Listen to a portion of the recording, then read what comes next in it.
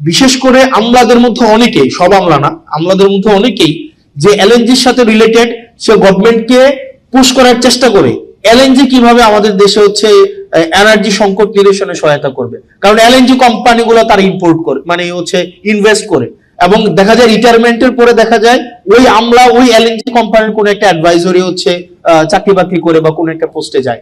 আবার যে হচ্ছে এইচএফ নিয়ে কাজ করে সে দেখা যায় গভর্নমেন্টকে পুশ করে, পলিসিতে পুশ করে যে আমাদের হেভি ফুয়েল অয়েল গুলা যদি আমরা ইম্পোর্ট করি বেশি বেশি, সেটা কিভাবে আমাদের এনার্জি ক্রাইসিসকে সলভ করবে।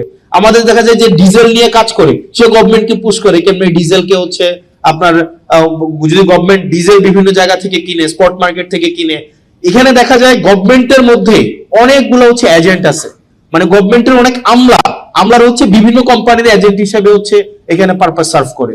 এবং এটা খুবই আমাদের জন্য দুঃখজনক। আমাদের আমলাদের মধ্যে অনেকেই, সব আমলা না, অনেক আমলা হচ্ছে দেশপ্রেমিক, অনেকরা হচ্ছে স্যাক্রিফাইসিং, কিন্তু অনেক আমলা আছে তারা সরকারি চাকরির এই ট্যাগটাকে ব্যবহার করে বেসিকলি বিভিন্ন কোম্পানির পারপাস সার্ভ করে, এবং গভর্নমেন্টের পলিসিতে তারা তাদের ব্যক্তিগত এজেন্ডাকে পেনিট্রেট করার চেষ্টা করে।